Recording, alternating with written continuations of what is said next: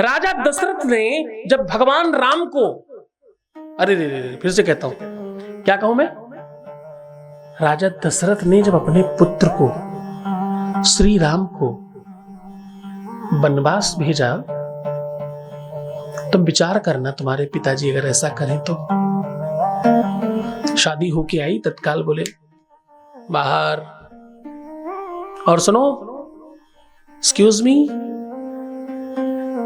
सामान कुछ मत ले जाना। और कुछ भी नहीं मतलब कुछ भी नहीं। तुम राजाओं की तरह रहते थे ना, तुम रईसों की तरह रहते थे ना, तुम श्रेष्ठ तरीके से जीते थे ना, तुम्हारे अकेले पर 5000 नौकर थे ना। कल से तुम स्वयं हो ये सब। कुछ ले मत जाना, कुछ ले नहीं जाना, बस इतनी सी बात नहीं है। कपड़े भी वनवासियों वाले पहन के जाना। वनवासियों का मतलब बिल्कुल सामान्य से भी सामान्य, जो कपड़े तुम्हारे अनुचर भी ना पहने उससे भी सामान्य कपड़े तो पहनकर जाना। और 1-2 दिन के लिए नहीं, 14 साल। तुम जवान तो हो ही गए होगे कि विवाह हो गया, अब 14 साल यानी बुढ़ापे के बाद वापस आना।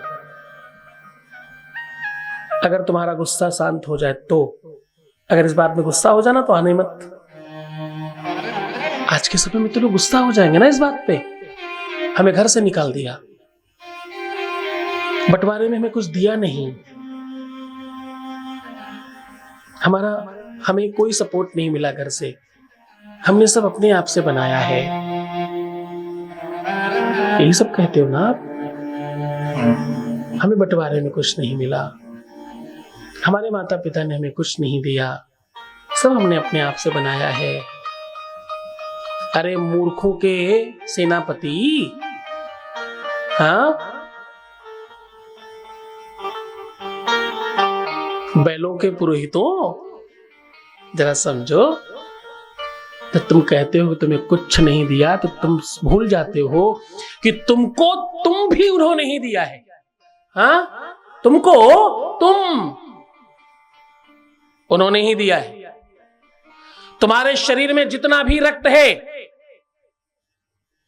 जितना मांस हड्डी और श्वास मांस जो भी कुछ है, सब उन्हीं का दिया है। तुमको तुम दिया है उन्होंने। क्या दिया है?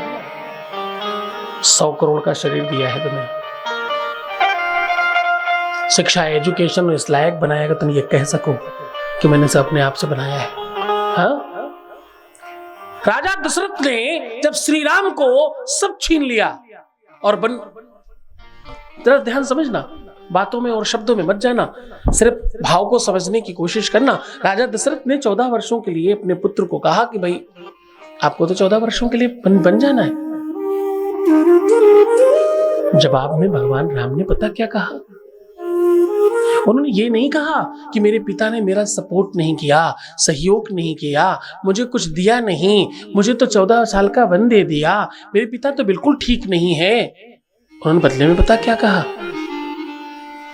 पिता दीन मुहि कानन राजू। पिता ने मुझे अयोध्या जैसी छोटी जगह के राज्य के लायक नहीं समझा। वो कहते हैं तुम तो बहुत श्रेष्ठ हो। पिता ने मुझे पूरे विश्व का राजा बनाया है। वो कहते हैं कि तुम्हें पूरे विश्व पर राज्य करना है। पिता दीन मुहि, पिता दीन मुहि कानन। संपूर्ण विश्व। पिता, अभी तुम्हें सीमा में था, अभी तुम्हें बंधन में था, अभी तो अंकुश में था, अभी तो बहुत संयमित था सारा कुछ। अब मेरे पिता ने आशीर्वाद दिया है, मुझे वरदान दिया है।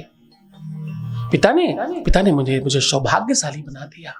रातों रात पिता ने मुझे भगवान बना दिया। पिता दीन मुहि कानन राजू। पूरे विश्व का राजा बना दिया है मुझे। मेरे कौशल पर, मेरे जौहर पर मेरी नैतिकता पर, मेरे संतुलन पर मेरे पिता को विश्वास है, भरोसा है। मेरी शिक्षा पर, मेरी काबिलियत पर, मेरे विवेक पर, मेरे चिंतन पर और मेरे पूरे के पूरे संपूर्ण जीवन पर मेरे पिता को विश्वास है। वो नहीं चाहते कि मैं छोटी सी जगह का राजा बनूं, इसलिए उन्होंने मुझे अवसर दिया है। मेरे पिता महान है। मैं दशरथ पुत्र बना, ये मेरे कई जन्मों के पुण्यों का फल है। मैं इनके घर पैदा हो सका, ये मेरे शायद संपूर्ण जीवनों का प्रसाद है और मुझे ये प्रदान किया है। आप क्या करते हो? किया ही क्या है मेरे लिए? मुझे दिया ही क्या है?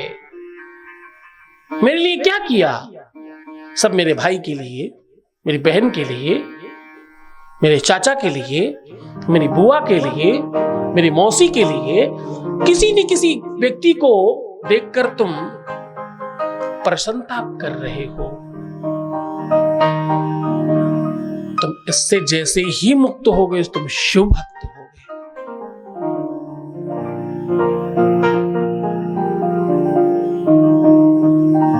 सुख ढूंढने से नहीं मिलेगा, खो जाने से मिलेगा। और कहां खोना है? बाबा के ध्यान में, बाबा के ध्यान में, बाबा की कथा में और बाबा के उपाख्यान में, इसकी ही महिमा में। और कहीं मत सोचना। दुनिया में बहुत सारी चीजें तुमको लालायित करेंगी, बहुत सारी चीजें तुम्हें आकर्षित करेंगी। आकर्षण, समकर्षण, ध्यान समझना। आकर्षण, समकर्षण और विद्वेषण।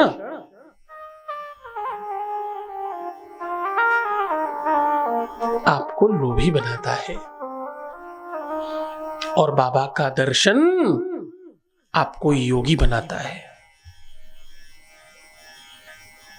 बाबा शिव का दर्शन अगर आपका हो रहा है, मेरे नाथ का दर्शन अगर आपको हो रहा है, तो तुम योगी बन रहे हो।